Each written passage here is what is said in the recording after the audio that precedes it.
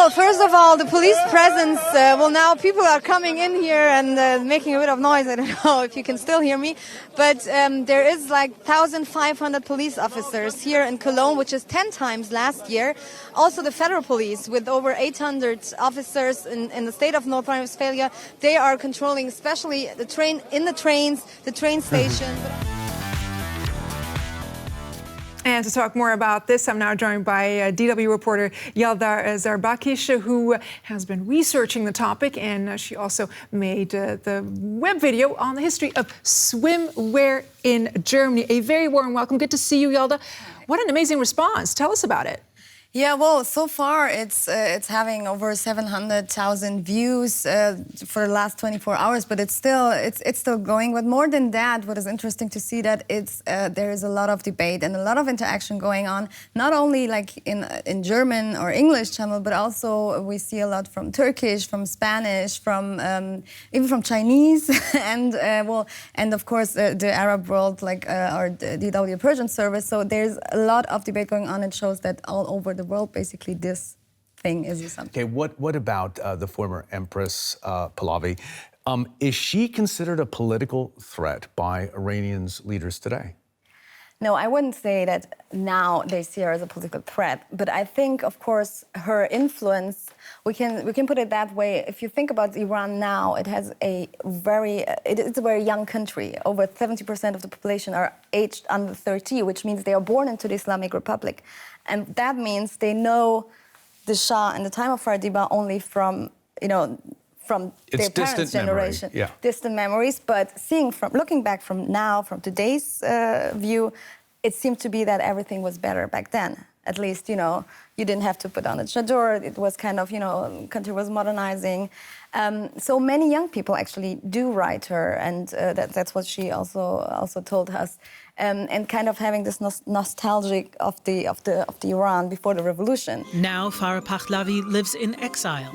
Her home in Paris is full of artworks. In the 1970s, Farah was the face of Persian culture, here with Andy Warhol. She also founded Tehran's Modern Art Museum.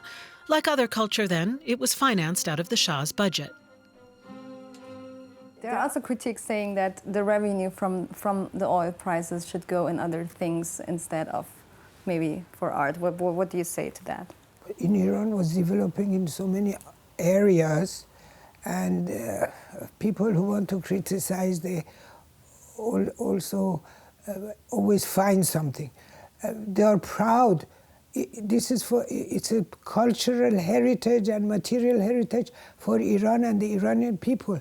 Compare the price that we bought in those days till today. Yeah, I think what we just saw, it's also important to emphasize that the Bauhaus legend, Ludwig Mies van der Rohe, he was not a Nazi. He rather failed to distance himself clear enough from the Nazis. In the end, he also left, but some say that was too late because many of them had emigrated much earlier, actually. Okay, so Bauhaus-inspired architecture spread across the world because of those artists fleeing Germany. Or is that a myth as well? It is, in a way, a myth, because the truth is that Bauhaus is not all German. Actually, even from the beginning, it was very international because some of the teachers who were coming from all over the world, but mostly the students, they came from all parts of the world, bringing their ideas to the art school. Well, Yalda Zarbakhch from DW Culture is here to tell us more about that and bring us her picks of this year's other musical highlights. So welcome, Yalda. Quite like the look of that. Is it a straightforward Elton John biopic? It is in a way, because the film kind of follows the early years of Elton John's career and also his rise to fame. And also Elton John himself, we have to mention that is one of the producers, as is his husband, David Furnish. But on the other hand, the film is described more as a fantasy musical, kind of. And in the trailer, it's actually very funny. It says it's based on a true fantasy.